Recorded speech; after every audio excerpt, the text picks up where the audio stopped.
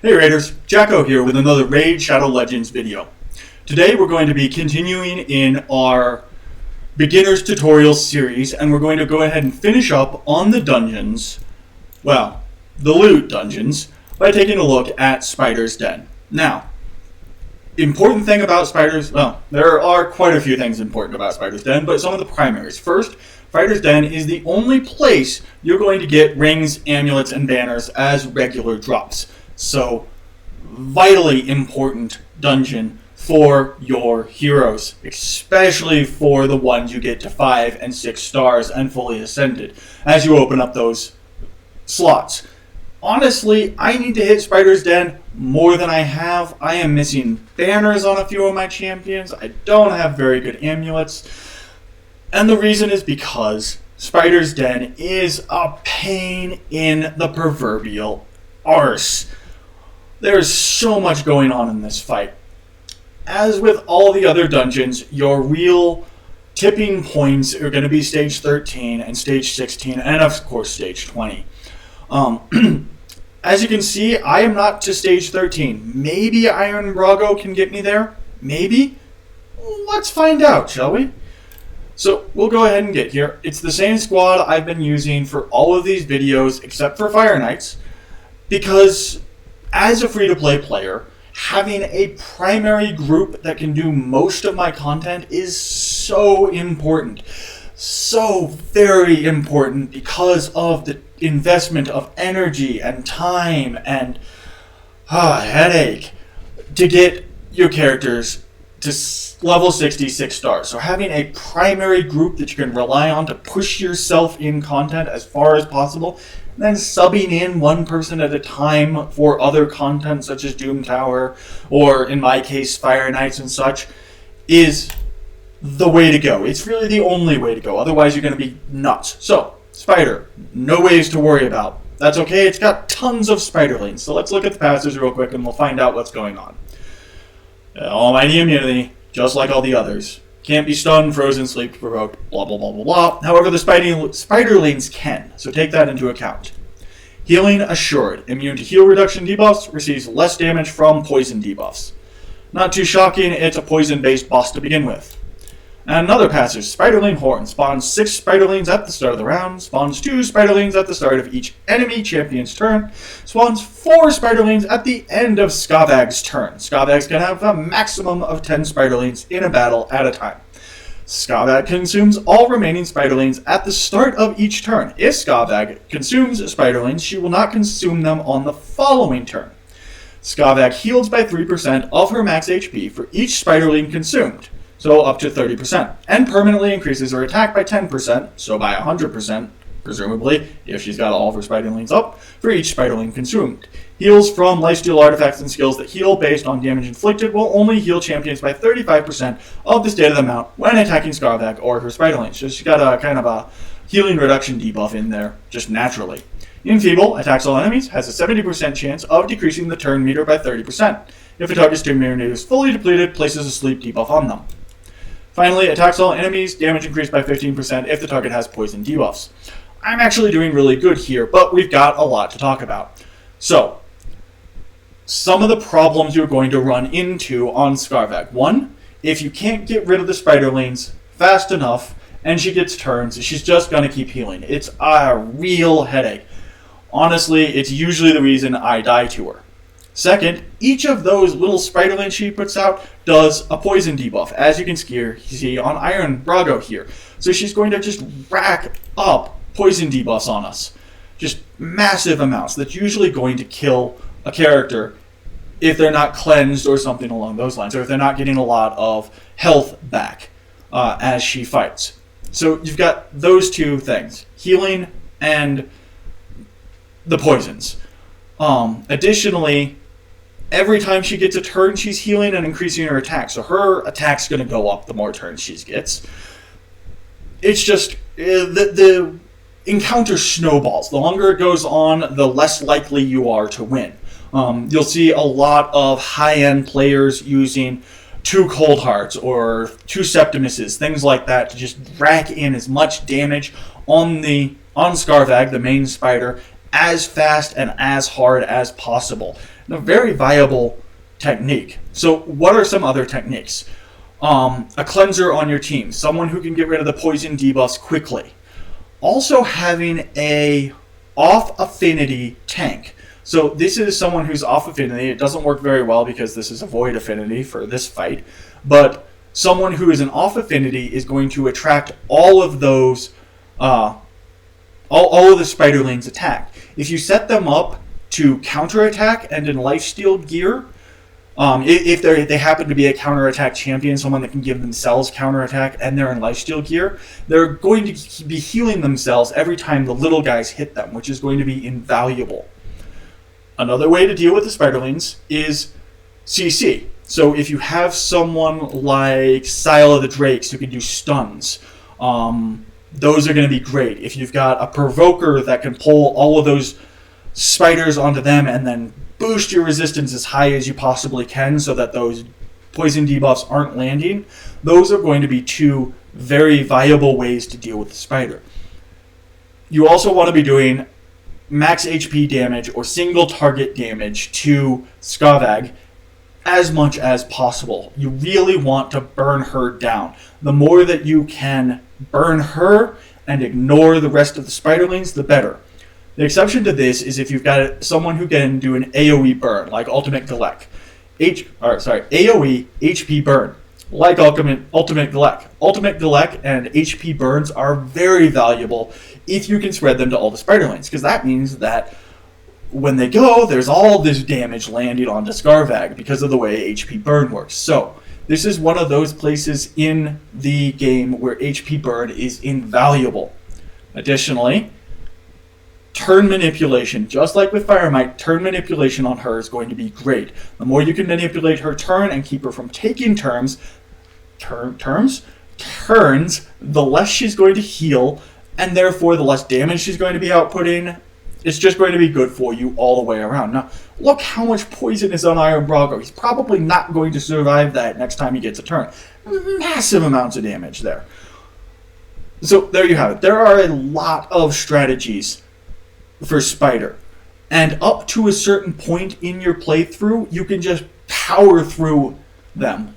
Get a couple AoE nickers to take out all of the spiders as often as possible is a viable way to go. However, there is going to come a point when you just can't kill all the spiders all the time.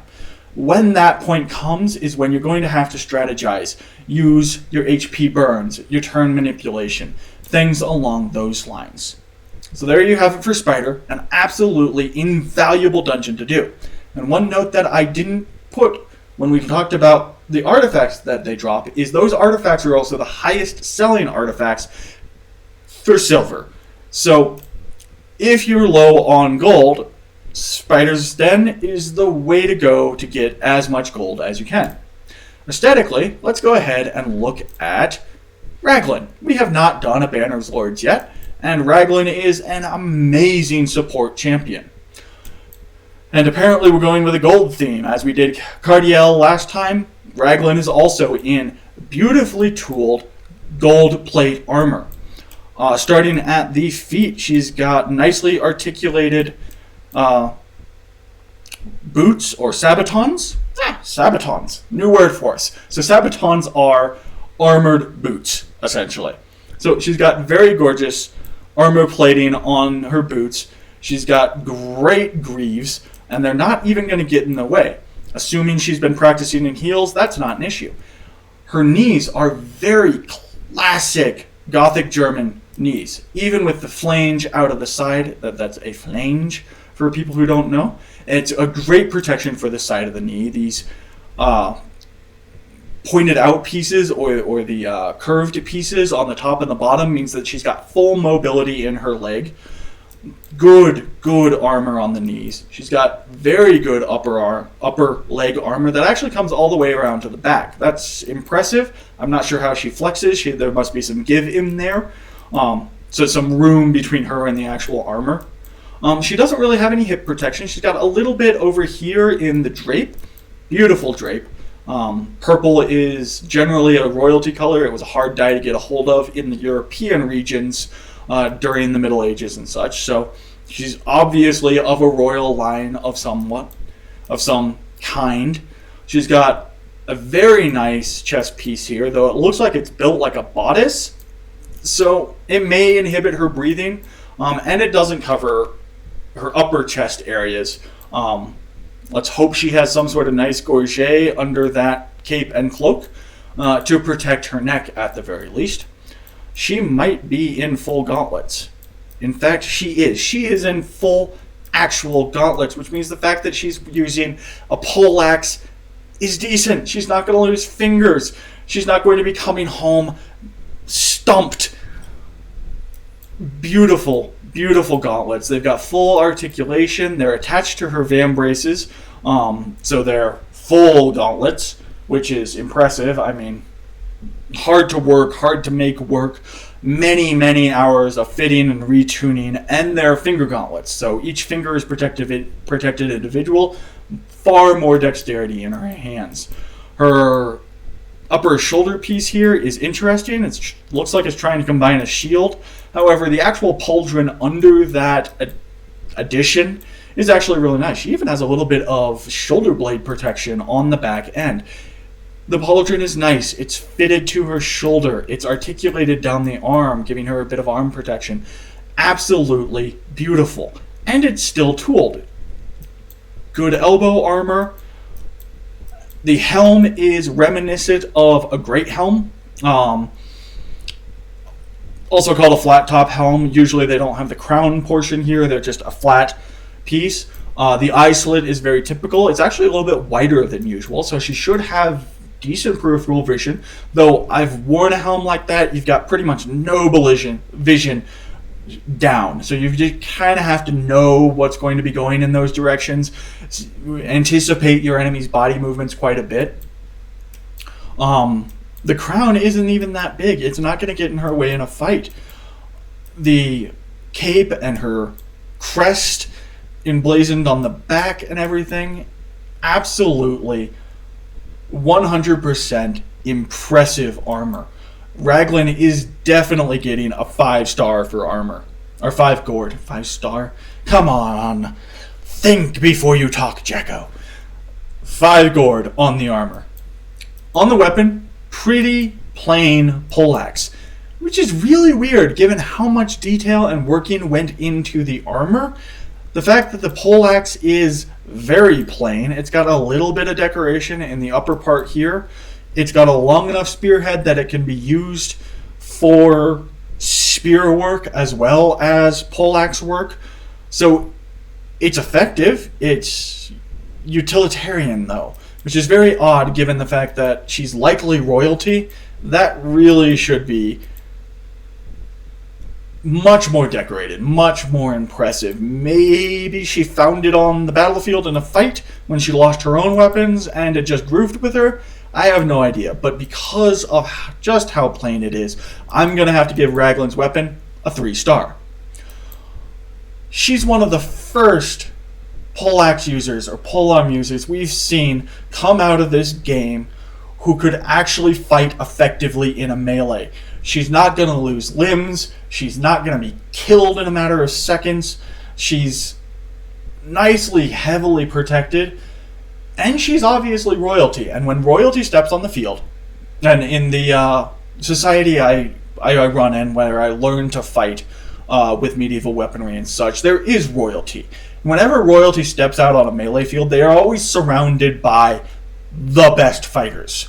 They have an entourage. And because they have an entourage, even if the king isn't, or the royalty isn't that impressive in a fight on their own, they've got the best fighters surrounding them.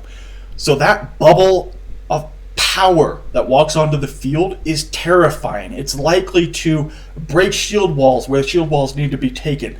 It's going to be the force that grabs strategic objects on the battlefield and holds them until the rest of the army can get there. It is absolutely brutal, that little bubble of terror.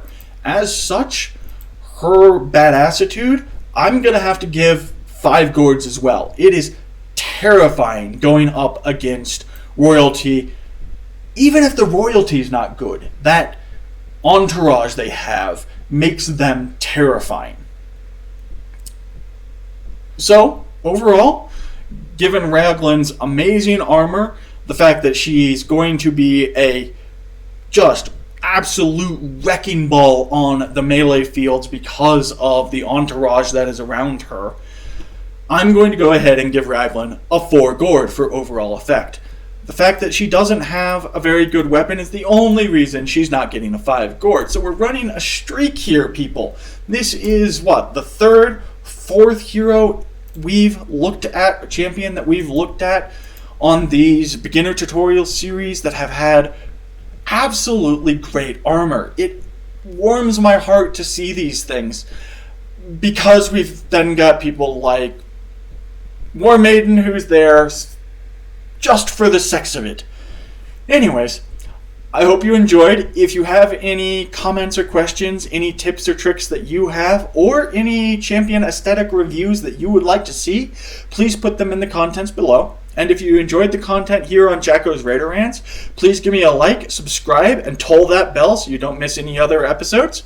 And once again, thank you, and have a great day.